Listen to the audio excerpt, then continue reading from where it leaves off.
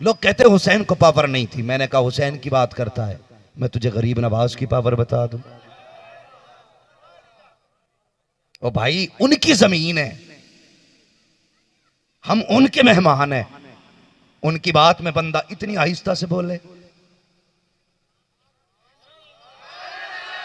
अल्लाह सलामत रखे माशाल्लाह। मैं उनकी बात करूं, कोई भी मकतब फिक्र का बंदा, हाँ, और बड़ी उल्टी तारीख हमें सुनाई जाती है कि वो इस्लाम तलवार से फैला, गर्दन काट देते थे जो कलमा नहीं पढ़ता था। बताओ, हमने अगर 900 साल हिंदुस्तान में हुकूमत की है, अगर गर्दनें काटना हमारा सेवा होता तो सिर्फ हम होते भारत में, सिर्फ हम होते। लेकिन नहीं, जो कहता झूठ कहता है। इस्लाम लोहे की तलवार से नहीं फैला, इस्लाम अखलाक और करामत की तलवार से फैला है। हाँ, गरीब नवाज क्या लेके आए? कौन सी तोप थी उन पे? बताएगा कोई? तलवार नहीं, एक हाथ में कुरान, दूसरे हाथ में मुस्तफा का दामन था। यह किरदार लेके भारत में आए, यह किरदार लेके भारत में आए। कितना सीधा सच्चा सज्जन, अल्लाह अकबर।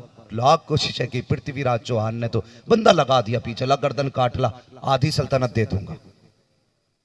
राजपूत था, वो कहने लगा अच्छा, एक बाबा की गर्दन काटने से आधी सल्तनत? लगाया खंजर, पहुंच गया। मगर जानते हो, गरीब नवाज सिर्फ मजार वाले नहीं थे, हदीस वाले भी थे, कुरान वाले भी थे। ये ज़हनों में बात रख लें। हिंदुस्तान के मुफस्सिर को गरीब नवाज कहा जाता है, हिंदुस्तान के मुहद्दिस को गरीब नवाज कहा जाता है। मुस्तफा की हदीस से बयान करने वाले गरीब नवाज। बैठ करके लोगों को हदीस सुना रहे, वहीं कातिल आके बैठ गया। लोग आते रहे, अपने अपने काम करके जाते रहे। आखिर में जब बात खत्म हुई ना, सब चले गए, 2-3 लोग रह गए। आपने फरमाया किसी का काम रह गया हो तो वो भी बोले। सब बोले नहीं, हो गया हुजूर, सब चले गए। आखिर में कातिल रह गया। आपने उसकी तरफ कमर की, कहने लगे भाई तू भी अपना काम कर ले, तू भी अपना काम कर ले। उसने कहा जनाब कौन सा? फरमाने लगे देख, जो लेने आया था लेके चला गया। तू इस फकीर का सर लेने आया था, तू सर लेके चला जा। उसने कहा नहीं जी, मैं सर लेने नहीं आया। गरीब नवाज ने फरमाया सर लेने नहीं आया तो बता फिर ये खंजर क्यों रख के लाया है? उसने कहा हम ठहरे राजपूत, हम तो खंजर लगा के चलते हैं जनाब, ये खंजर हमारी शान है, हम आपका सर लेने नहीं आए थे, हम तो खंजर लग के ही चलते हैं। आपने फरमाया चल, ये तो तरीका हो सकता है, लेकिन बादशाह ने दरबार में जो अकेले में तुझसे बात की थी, क्या वो भी तेरा तरीका है? उसने इतना सुना कदमों पे गिर गया, कहने लगा बाबा माफ कर दे, ये तो वो बात है जो मैं जानता हूं या जो राजा जाना करता है। उसने खंजर रख दिया, कहा हुजूर मेरे ही खंजर से मेरा सर कलम कर दो। कहा क्यों? कहने लगे बात यह है कि मैं ऐसे आदमी का सर काटने आया था जो जंगल में बैठ के महल की खबर रखता है।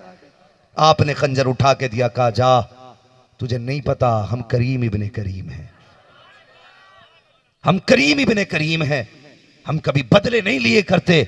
जा, हमने तुझे माफ कर दिया है, जा माफ कर दिया है। ये गरीब नवाज का किरदार था। आज भाई भाई को माफ करने तैयार नहीं है, बाप बेटे को माफ करने तैयार नहीं है, बेटा बाप को तो माफ करने तैयार नहीं है, माँ बेटी को माफ करने तैयार नहीं है, बेटी माँ को माफ करने तैयार नहीं है। नारे कितने बड़े लगाते गरीब नवाज का दामन, और वो तो कातिल को माफ कर रहे हैं, तुम अपनों को माफ नहीं कर सकते। पक्का चिश्ती वो होगा जो अपनों को भी माफ कर सकता हो, दुश्मन को भी माफ कर सकता हो। ये है चिश्ती रंग।